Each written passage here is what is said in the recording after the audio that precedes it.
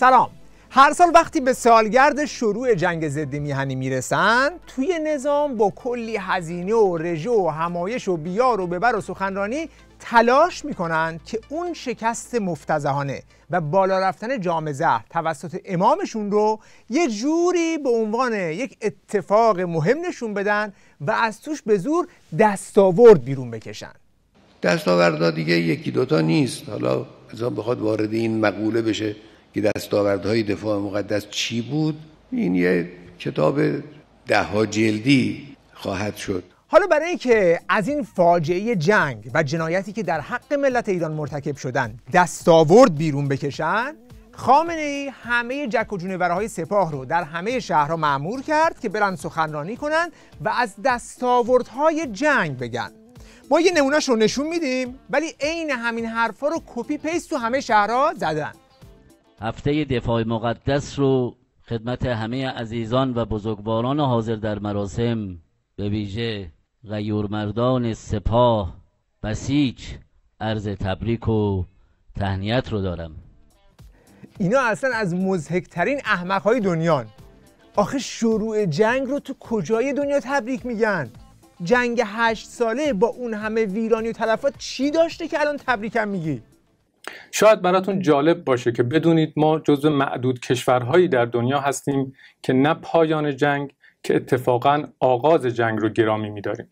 شروع جنگ یعنی شروع ویرانی و نابودی، شروع بدبختی، شروع مصیبت. این که تبریک و تهنیت نداره.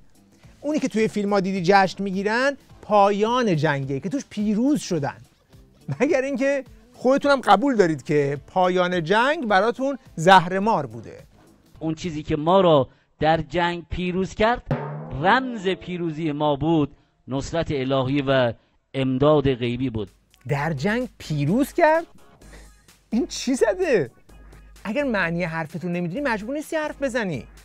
درسته 35 سال گذشته، ولی حافظه تاریخی ملت دیسک سخت نیست که بتونی فرمتش کنی. پایان 8 سال جنگ بی حاصل شکست مطلق تمامیت نظام بود. چرا؟ 4 زانو بشین پای برنامه تا شاید بفهمی. نفهم. این دیگه حرف ما نیست، حرف خداتونه. جمهوری اسلامی در موضع شکسته. میدونید که ما تیر ماه 67 در موضع ضعف شدید بودیم.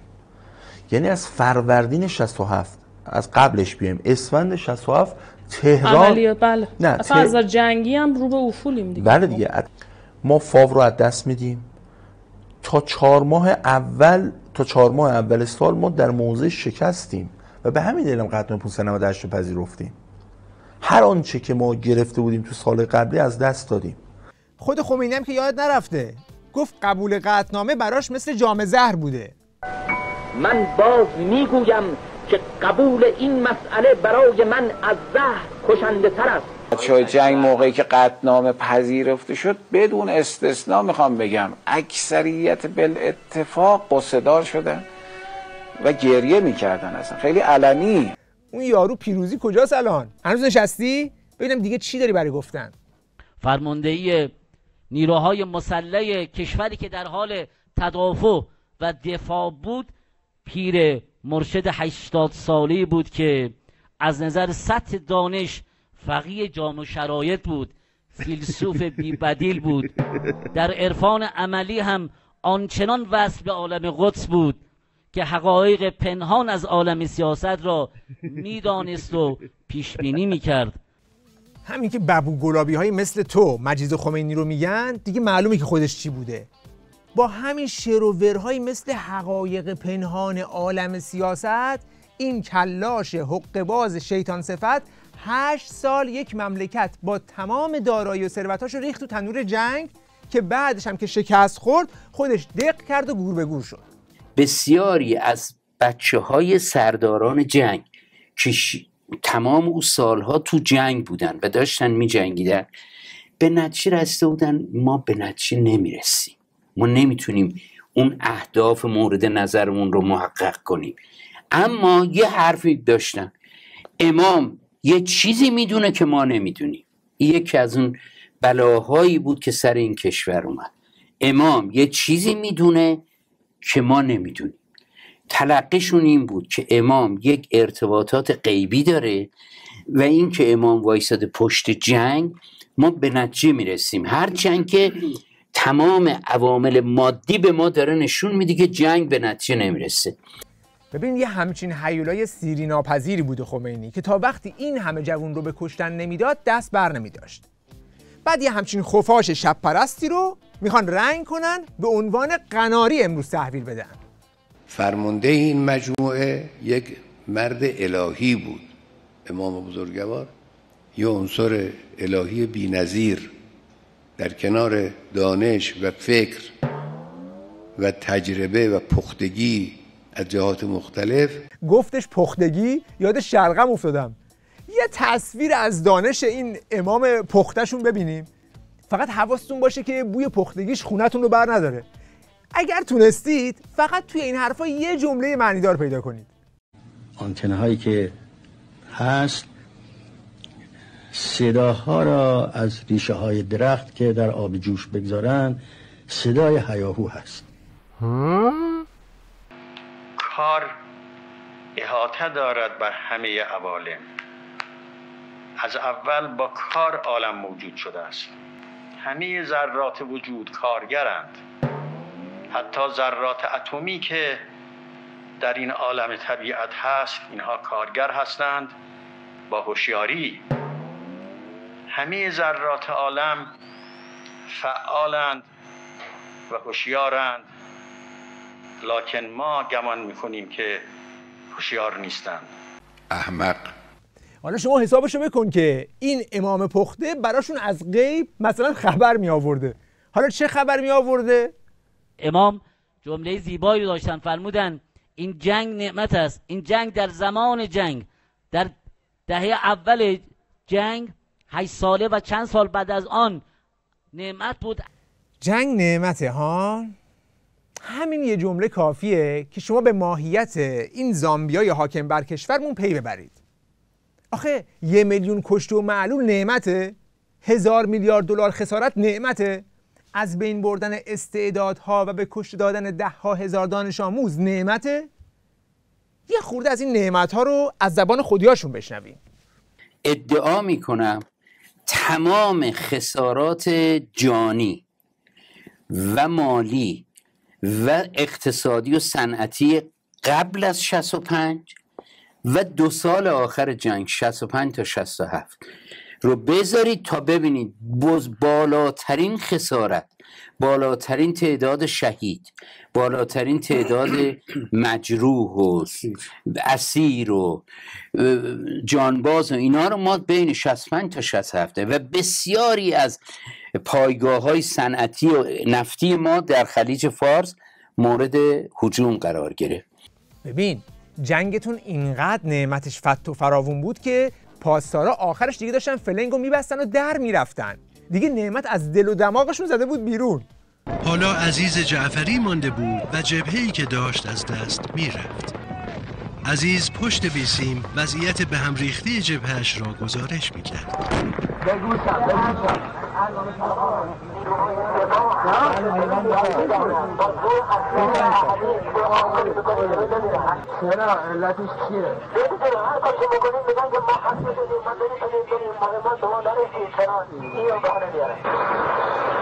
خود مردم من به نتیجه رسیده بودن که جنگ دیگه اون حالت قبلی رو دیگه نداره و افق پایان جنگ افق دراز مدت شده.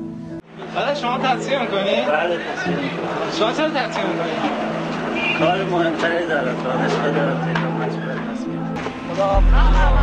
حالا کجا داری میری؟ برای چی میری تهران؟ برای اینکه پاسدارا اونجا باشه عزاداری کنه. خب چرا جبهه ها رو نگه نمیداری؟ من شفاف میتونم حرف بزنم دیگه. ما 600,000 سرباز فراری در زمان جنگ داشتیم. به تعبیر ستاد کل نیروهای مسلح 1 تا 3.5% کل جمهوری اسلامی ایران بیشتر در جنگ حضور مستقیم نداشتن. یعنی وحشتناکه که حضرت امام میگن جنگ در صلاح امور است، در یه جای دیگه امور است. 1 سال آخر جنگ از خواب بلند می‌شدی گفتن آقا خبر دارید اینا؟ نه چی شده اینا؟ سومار گرفتن. مبارک انشالله. آقا خبر دارید چی شد اینا؟ مهران گرفتن. آقا خبر داری خورد زمین ها رو از دست میدی، اسیر داری میدی، غنیمت دارن میگیرن، اینا افتضاحیه جبهه. این جنگ بیهوده با این همه تلفات و خسارت همون موقع هم تو ذهن مردم هیچ ارزشی نداشت. فقط خمینی و دار و دستش بودن که میخواستن با یک لجاجت احمقانه این جنگ فرسایشی رو ادامه بدن. 66 آقا کسی نمیرفت جبهه ها خالی شده بود، درست؟ آقای محسن رضایی اومد یه جلسه گذاشت با آقای افشار رئیس بسیج بود اون موقع، گذاشتن جلسه، تمام مسئولان تبلیغاتی کشور رو دعوت کردن به اون جلسه، گوش تا گوش همه نشسته بودن. آقای رضایی حالی جلسه برای چی بود؟ برای که بیاد بگه به این دلیل آدمان نمیان، بچه ها نمیان جبهه که سیستم تبلیغاتی شما ضعیفه، تبلیغات ضعیفه.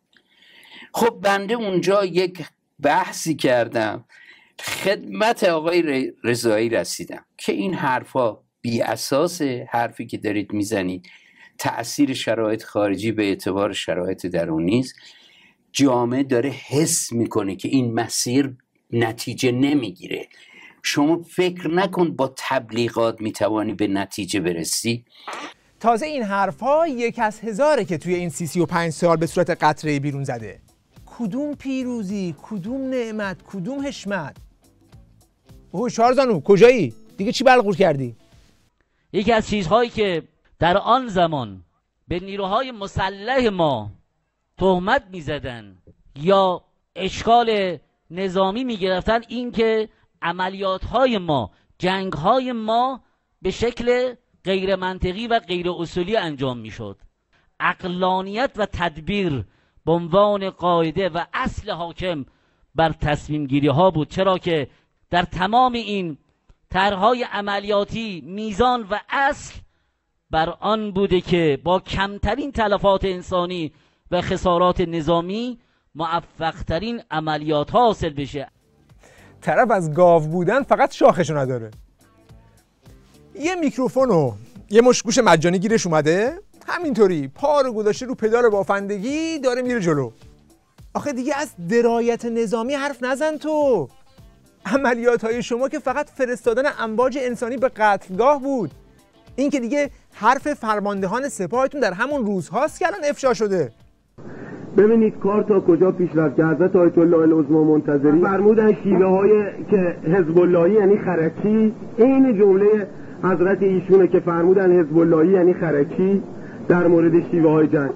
آقای مبلغ کجا آرپیجی زده، کجا جنگیده، کجا میدونه اصلا تیر از سر تفنگ در میاد یا تای تفنگ که بتونه یه دونه منطقه 10 میلیونی رو که میتونه حداقل یه دونه ارتش داشته باشه. اما چرا در مسئولیت ستاد، معاونت ستاد، آموزش نظامی، چرا یه بار یک یه دونه اسلحه دستش نمیگیره بیاد توی جبهه؟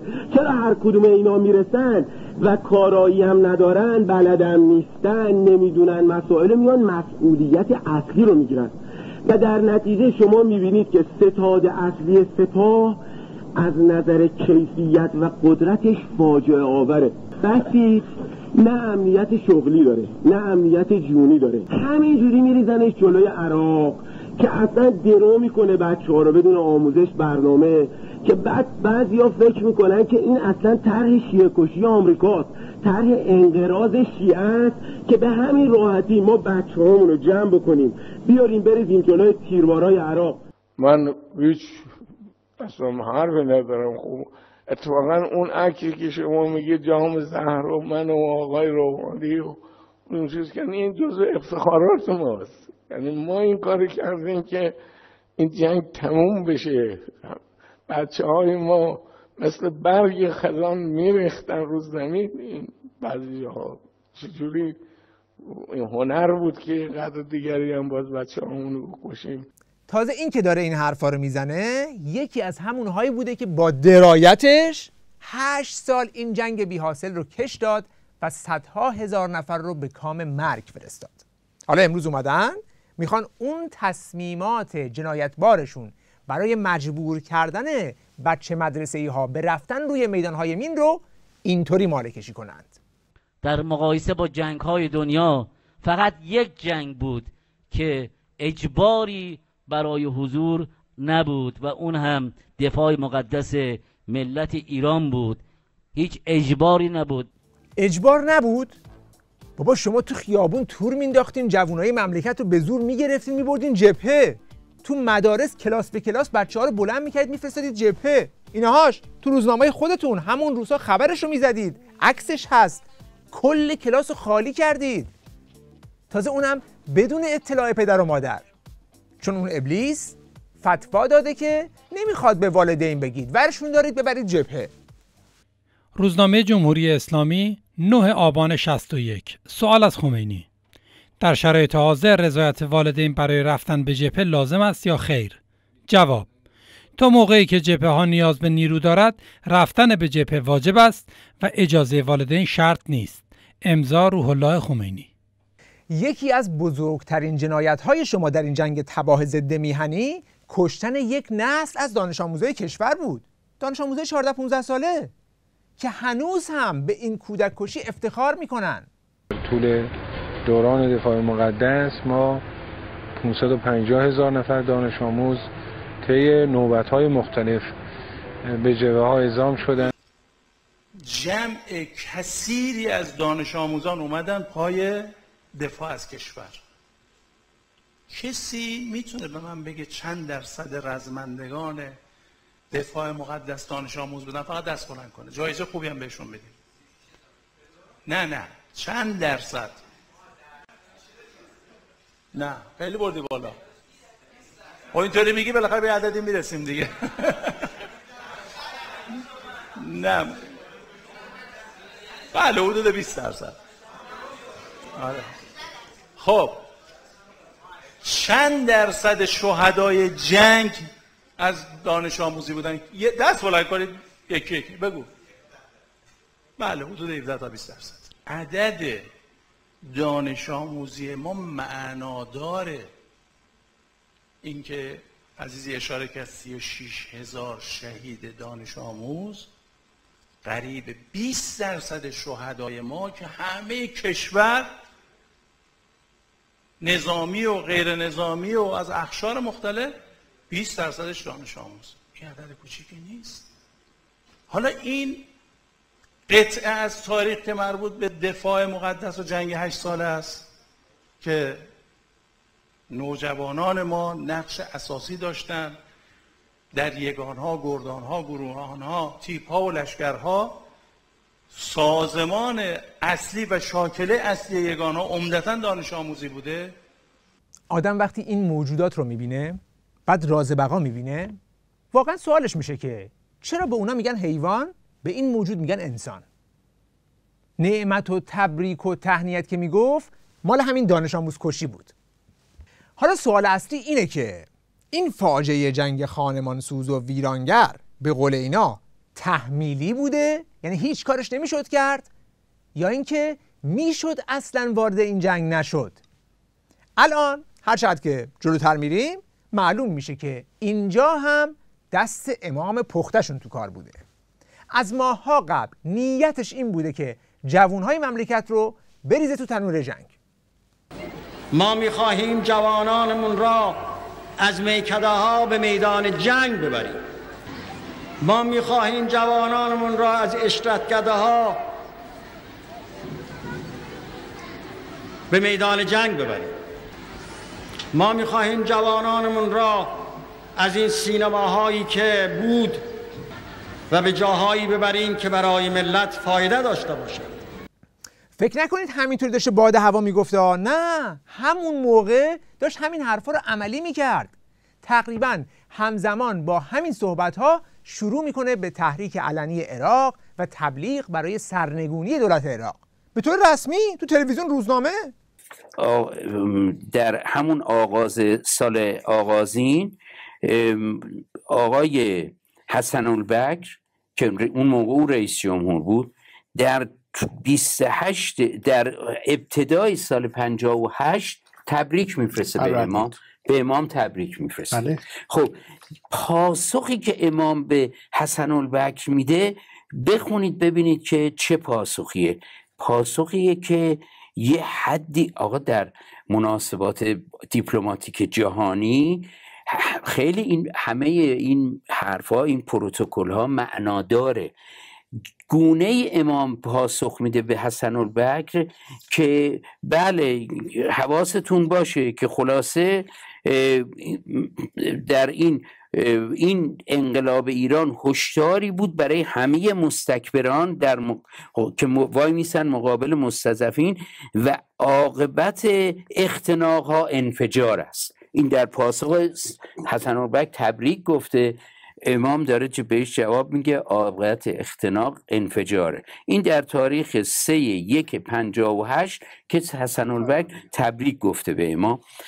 خب در یک چنین شرایطی که ما میخوایم حالا بیام کشور خودمون اداره کنیم، ناگهان انقلاب پیروز شده به دستمون افتاده، خب ناگهان امام میاد پیام میده که ای عشایر عراق قیام کنید، این آقا رو سرنگون کنید. ای ارتش عراق بیایید کودتا کنید، این آقا رو سرنگون کنید. کی؟ 28/1/59، یعنی 5 ماه قبل از شروع جنگ. روش و منش ما غلط بود. ما همراه با اراده عراق برای حمله و جنگ و گرفتن چراغ سبز از امریکا، انگار که ما هم اون رو هل میدادیم به سوی جنگ با شعارهامون، با تحریکاتمون و با کارهامون. تمام نکته من این و ملت عراق باید با تمام قوا کوشش کنند که این شخص فاسد را از بین ببرند. شما هم همین کار را بکنید که ارتش ایران نسبت به شاه سابق کردند. همینطوری که اونها رها کردن او را و متصل شدن به ملت و سربازها فرار کردن از پادگانها و متصل شدن به ملت، شما هم فرار کنید و قوای خودتون را صرف این کنید که این جرثومه فساد را از بین ببرید. خدا به شما تأیید میکند اگر چنانچه قیام کنید و این شخص را از بین ببرید و یکی را خودتون به جای او بگذارید. ما هم کمک شما هستیم در این که از خود شما، از ملت شما یک نفر اداره کند حکومت عراق را. ملت عراق هرگز با صدام حسین موافق نیست. من بارها اینو گفتم و نوشتم، حمله عراق به ایران قابل پیش بینی و قابل پیشگیری بود. سیاست ما در دولت موقت پیشگیری از حمله بود، اما متاسفانه بعضی ها تحریک میکردند و کار رو بردن به اونجایی که عراق حمله کنه. شاهد مثالی هم می‌برد که شماها دارید ما رو تحریک میکنید؟ چرا زیاد.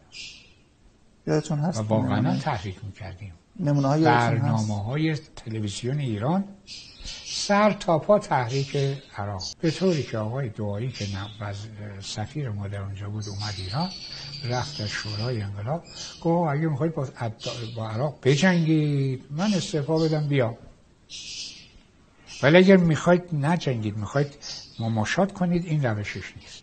نگاه آقای خمینی هم این بود که بریم به سمت درگیری، نه که تحریک بکنی، که حمله کنی، که این کارا رو بکنن، به طوری که وقتی که دعایی در اون جلسه گفت که آقا اگر شما میخواید با صدام بجنگید، شما این کاری که میکنی یعنی جنگ، اگه میخواید بجنگید من دیگه نمیرم عراق. پاشد که بره. آقای خمینی گفتش که نخیر، باید، نمیتونی نری، باید بری. مجبورش کرد. آقا من که نمیخوام برم اونجا بجنگم که این کاری که شما کنید جنگه. ما میگفتیم بالاخره صدام به ما حمله میکنه. به آقای خمینی من گفت آقای خمینی اگه میخواید صدام به ایران حمله کنه این کارا رو ادامه بدید. ببین کارا چیه شما میکنید؟ هیچ دولتی اینا رو تحمل نمیکنه. ولی متاسفانه ادامه دادن. ببینید اینا فکت های تاریخیه که عراق از روز اول قصد حمله به ایران نداشت که، ولی کی عراق رو هل داد به سمت جنگ؟ خمینی. کی تحریک کرد؟ خمینی. اراده خمینی و نیت خمینی این بود که ملت ایران رو بکشونه توی جنگ تا به خیال خودش خلافتش رو گسترش بده به شرق و غرب عالم. کاری هم نداشت که چقدر آدم دارن کشته میشن این وسط. خمینی برای سر پا موندن به ایجاد جنگ نیاز داشت و وقتی هم که جنگ تموم شد دق کرد و مرد. حالا امروز برای بسیجی خودشون این سوال به وجود اومده که این همه میگیم دفاع مقدس، پس برای چی باید از فتح خرمشهر حمله کردیم به عراق؟ این که دیگه دفاع نیست، این حمله است. این جنگ حالا شروع شد طبق بیانات شما، چرا انقدر طول کشید؟ زودتر نمیشد که مثلا یه جنبندی داشته باشه و کمتر بشه؟ جای دفاع یه جایی تموم شد، ما خرمشهر رو پس گرفتیم، اما قصد این بود که بریم بصره هم بگیریم، وارد عراق بشیم، بغداد رو هم بگیریم. اینا میپذیرین که از یه جایی به بعد دیگه دفاع نبود، ما داشتیم وارد خاک اونا میشدیم؟ البته یعنی مصلحت آیا ایجاب میکرد که به خاطر اون بخش ها عملیات هایی بکنیم و کشته های بیشتری بدیم؟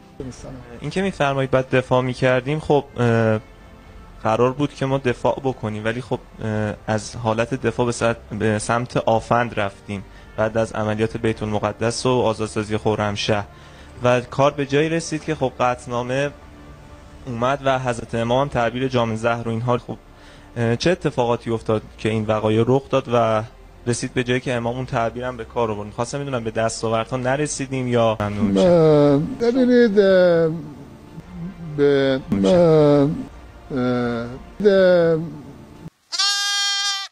بله، این سوالات همون سوالاتیه که هیچ کس توی نظام نمیتونه بهش پاسخی بده، چون برای این تصمیم فاجعه بار هیچ دلیلی جز خوی جنگ طلبی همون امام پخته وجود نداره. شما این معادله رو جلوی هر کدومشون بذاری هیچی نمیتونه جواب بده. تلفات جنگ در 1.5 سال اول، یعنی تا فتح خرمشهر، بین 6,000 تا حد اکثر 25,000 نفره، ولی تلفات جنگ در 6 سال بعد تا پایان جنگ میره بالای 300-400 هزار. بحث 1 میلیون کشته و معلوله. همه اون تلفات دانش آموزی مال همین 6 ساله است. استراتژی امواج انسانی مال همین 6 ساله. تلفات جنگ شهرها مال همین 6 ساله. تمام فجایع تلخ جنگ مال همین 6 ساله. پس سوال باقیه، چرا جنگ رو بعد از خرمشهر ادامه دادید؟ به نظر من 2-3 تا اشتباه استراتژیک بعد از انقلاب اتفاق افتاد. این اشتباهات تاوان سنگینی رو بر دوش ملت گذاشت و ما به شدت متضرر شدیم. مثلا در مورد جنگ ایران و عراق میتونه یه سوال جدی وجود داشته باشه که آیا ما نمیتوانستیم کاری بکنیم که این جنگ به وقوع نپیوندد؟ ولی لااقل این قسمت رو من میتونم در مورد جنگ بگم که بیشتر تلفات ما و خساراتی که خوردیم مربوط به مقطع بعد از فتح خرمشهر است. بیشتر شهدای ما و بیشتر خساراتایی که خوردیم و موقعی که ما خرمشهر رو آزاد کردیم شرایطی بودش که کشورهای دیگه آمادگی داشتن که خسارات ما رو بپردازن ولی ما این کار رو نکردیم. به نظر من این یک مقطع و یک اشتباه استراتژیکه که خوبه برگردیم به اون مقطع و ببینیم چه کسانی مرحوم امام رو تشویق کردن برای ادامه جنگ. این رو من از این بابت میگم که برای خود من مقصر هستم در همین منظر و من در اون مقطع منتها من یه جوانه 3-4 ساله بودم. در اون مقطع اطلاعات من ناقص بود و فکر میکردم که این جنگ بایستی ادامه پیدا کنه. ما می‌خواستیم دنیا رو فتح بکنیم. ما بعضی موقع یه سفر خارجی که میرفتیم یک کلیسایی میرفتیم که جای خیلی وسیع جلوش بود، میگفتیم انشالله یه روزی اینجا نماز جمعه برقرار بشه. ما تو حال هوای دیگری بودیم. با یه همچین تفکرات احمقانه و سادیستی یک جنگ ضد میهنی رو ادامه دادند، یک نسلی رو به فنا دادن. بعد تازه دارن میگن بله اون موقع میشد جور دیگری هم رفت. در دوران دفاع مقدس هم در بعد از آزادی خرمشهر ما میتونستیم یک وقفه 6-7 ماهه میدادیم و اصلا وارد خاک عراق نمیشدیم.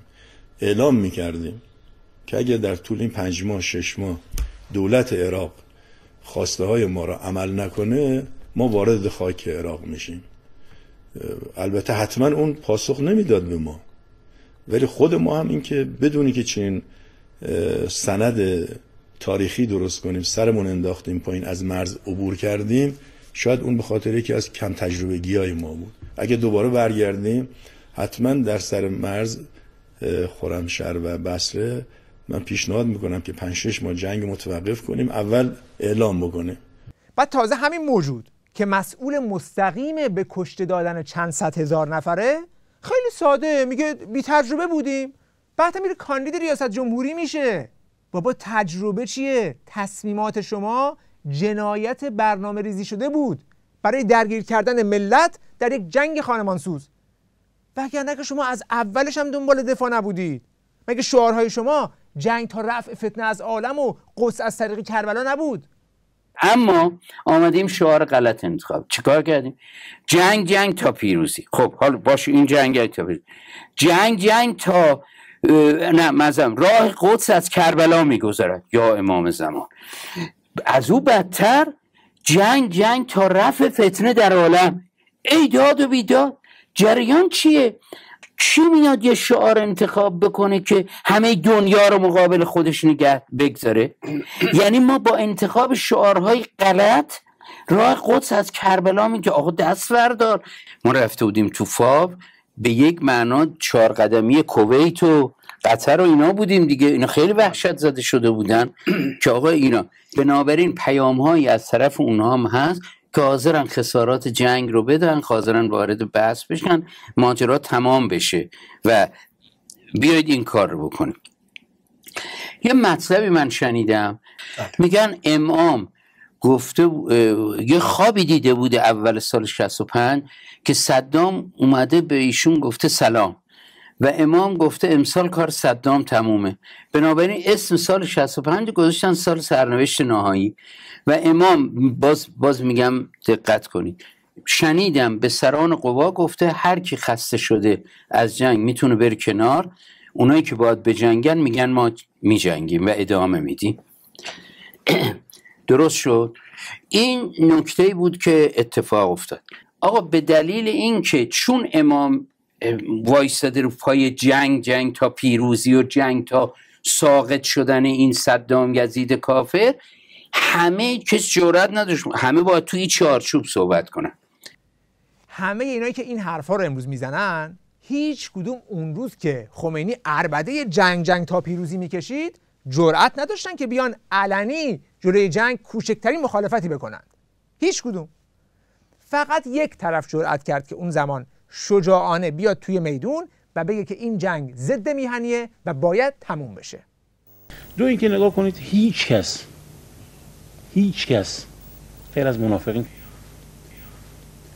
در داخل کشور وجود ندارد که بعد از خرمشهر اطلاعیه یا بیانیه داده بشه که جنگ باید خاتمه پیدا بکنه. برخلاف ادعای فعلی احزاب سیاسی، هیچ کس اطلاعیه داره مسئول شورای ملی مقاومت روز 4 خرداد 61، یعنی درست فردای عقب نشینی عراق از خرمشهر، که میگه خمینی اکنون دیگر بهانه‌ای برای ادامه جنگ با عراق ندارد، جنگی که خود آن را تحت شعار صدور به اصطلاح انقلاب برای سرپوش نهادن بر ناتوانی‌ها، خرابکاری‌ها و جنایات رژیمش زمینه سازی کرد و از آن قویاً در خدمت سیاست سرکوب و خفقان داخلی و وادار کردن توده‌های مردم و همچنین پرسنل میهن پرست ارتش به صبر و تحمل سود می‌برد. در انتهای همین اطلاعیه هم میگه باید توجه نمود که صلح و ثبات و دوستی در منطقه اساساً با وجود خمینی متعارض و تنها در گرو یک ایران دموکراتیک است که در موقعیت کنونی ایران آلترناتیوی جز شورای ملی مقاومت ندارد. بعد هم در ادامه میگه از پرسنل ملی و مردمی ارتش دعوت میکنم از این پس تمام سلاح‌ها را به جانب رژیم سرکوبگر خمینی نشانه روند. مسعود رجوی 4 خرداد 1361. این که شمخانی میاد میگه کسی نبود جز مجاهدین که علنی بیاد اطلاعیه بده، منظورش اینه. بعد هم که در ادامه میدونیم که در همون سال 61 با دولت وقت عراق شورای ملی مقاومت بر سر یک طرح صلح به توافق میرسه که میتونه بلافاصله به جنگ پایان بده و تمام منافع مردم ایران رو هم تأمین کنه. اعلان فوری آتش بس، عقب نشینی پشت مرزهای زمینی و رودخانه‌ای قرارداد الجزایر، مبادله اسرا، تعیین خسارت‌های جنگ و نحوه تأدیه حقوق ایران، تنظیم قرارداد صلح، همه اینها رو هم طرف عراقی به عنوان مبنای مذاکرات صلح پذیرفته بود. شورای امنیت هم همون موقع قطعنامه 514 رو در 21 تیر 61 برای آتش‌بس صادر میکنه که عراق میپذیره ولی خمینی رد میکنه. پس ببینید این جنگ هم میتونست اصلا شروع نشه اگر اون تحریکات رو خمینی نمیکرد و بعد هم که شروع شد میتونست همون سال 61 تموم بشه که مجاهدین و شورای ملی مقاومت در همون سال شجاعانه در یک طرح صلح نشون دادن که صلح قابل دسترسه. ولی خمینی و حکومتش این جنگ ضد مردمی رو ادامه دادن تا جایی که خودشون به غلط کردن و جام زهرخوری افتادند. این تصویر واقعی این جنگه که هنوز یک از هزارش رو هم اینا نگفتن. ولی روزی خواهد رسید که پرده ها میفته و همه کسانی که در تداوم این جنگ نقش داشتند باید در دادگاه خلق پاسخ بدند. وقت بخیر و خدا نگهدار.